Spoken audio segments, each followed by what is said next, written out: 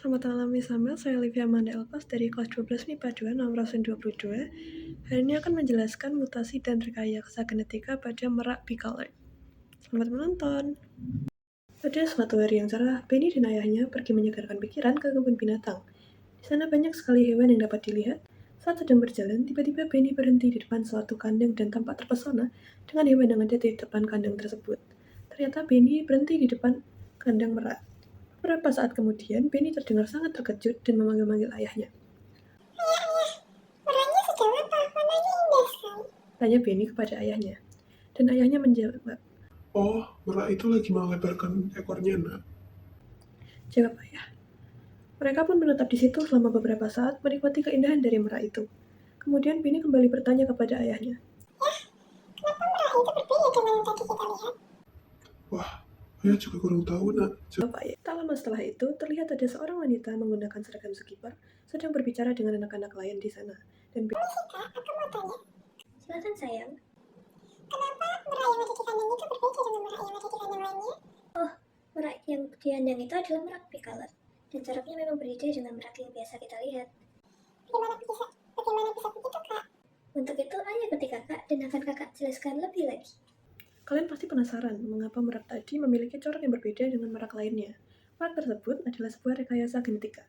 Awal mulanya, seperti yang kita semua ketahui, merak memiliki warna bulu hijau, biru, dan sedikit coklat. Seiring berkembangnya teknologi iptek, muncul ide rekayasa genetika untuk membuat warna asli merak menghilang. Hasilnya terciptalah warna putih pada keseluruhan tubuh merak, atau yang sering disebut albino dari hasil rekayasa genetika pada tubuh merak. Dari terciptanya merak tersebut dilakukan perkawinan silang antara merak albino dan merak hijau yang biasa kita ketahui. Kedua jenis merak tersebut menghasilkan keturunan dengan variasi genetik yang unik. Proses itu disebut hibridisasi. Mutasi pada keturunan hibrida mungkin terjadi sebagai bagian dari proses evolusi alami. Mutasi dapat mempengaruhi sifat-sifat fisik, perilaku, atau metabolisme pada tingkat genetik. Penting untuk dicatat bahwa tidak semua perkawinan silang antara dua jenis hewan yang berbeda selalu menghasilkan keturunan yang subur atau sehat. Faktor-faktor seperti kesamaan genetik, perbedaan kromosom, atau kesesuaian lingkungan dapat mempengaruhi keberhasilan perkawinan silang dan kesehatan keturunan. Nah, ngomong-ngomong tentang mutasi, kakak mau menjelaskan lebih lanjut tentang apa itu mutasi. Mutasi adalah perubahan yang terjadi pada bahan genetik DNA maupun RNA, baik pada taraf urutan gen maupun pada taraf kromosom. Mutasi pada tingkat kromosomal biasanya disebut aberasi. Mutasi pada gen dapat mengarah pada munculnya alel baru dan menjadi dasar bagi kalangan penduduk evolusi mengenai munculnya variasi-variasi baru pada spesies. Mutasi jarang terjadi secara alami. Mutasi lebih sering terjadi karena buatan manusia. Peristiwa terjadinya mutasi disebut mutagenesis. Makhluk hidup yang mengalami mutasi disebut mutagen. Mutasi bersifat acak, 90% sesungguhnya bersifat merugikan bagi individu atau populasi suatu spesies.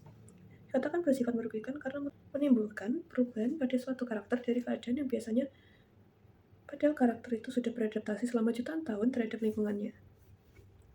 Dengan adanya perubahan, maka makhluk itu harus beradaptasi lagi. Pada umumnya, mutasi itu merugikan. Mutannya bersifat letal dan homozigot resesif.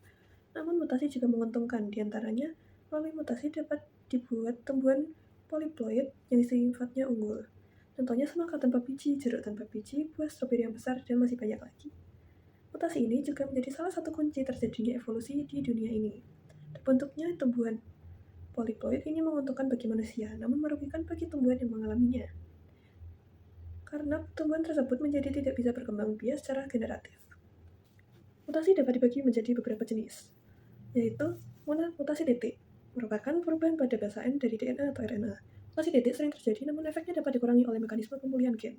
Mutasi titik dapat mengakibatkan perubahan urutan asam amino pada protein serta berubah atau menghilangnya fungsi enzim. Saat ini teknologi banyak yang menggunakan mutasi titik sebagai markernya untuk mengkaji perubahan yang terjadi pada gen dan dikaitkan dengan perubahan fenotype. Contoh mutasi gen adalah reaksi asam nitrit dengan adenin menjadi zat hiposantine. Mutasi gen dibedakan menjadi 3 jenis, yaitu mutasi diam, mutasi nonsense, dan mutasi missense. Yang kedua ada mutasi besar atau mutasi kromosom yang sering juga disebut sebagai mutasi besar atau aberasi kromosom. Merupakan perubahan jumlah kromosom dan susunan atau urutan gen dalam kromosom. Mutasi kromosom sering terjadi karena kesalahan meiosis dan sedikit dalam mitosis. Yang ketiga ada aneuploidy Dan aneuploidy adalah perubahan jumlah N yang menandakan jumlah set kromosom. Sebagai contoh, sel tubuh manusia memiliki 2 paket kromosom, sehingga disebut 2N, di mana satu paket N manusia berjumlah 23 kromosom. Aneuploidy dibagi menjadi 2, yaitu autopolyploidy dan allopolyploidy. Pada autopolyploidy, N-nya mengganda karena kesalahan meiosis, sedangkan allopolyploidy yaitu perkawinan atau hibridi antara spesies yang berbeda jumlah set kromosomnya. Yang keempat ada aneuploidy. Aneuploidy merupakan perubahan jumlah kromosom. Penyebabnya adalah anafase lag, peristiwa tidak melekatnya benang-benang spindel ke sentromer, dan non-disjunction atau gagal terpisah. Aneuploidy pada manusia dapat menyebabkan sindrom Jacobs, kondisi trisomik pada kromosom gonosom. Penderita sindrom ini umumnya memiliki gangguan psikis psikopat. Penelitiannya sendiri menunjukkan sebagian besar orang-orang yang masuk penjara adalah orang-orang yang menderita sindrom Jacobs. Dan yang terakhir ada mutasi kromosom. Mutasi kromosom adalah mutasi yang menyebabkan perubahan materi genetika pada skala besar.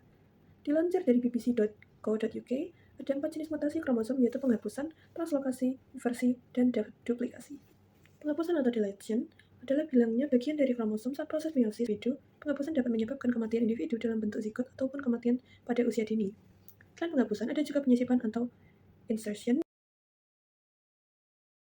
Color yang tadi kita bicarakan, mutasi yang terjadi adalah mutasi titik, karena terjadi perubahan pada basa N dari DNA atau RNA.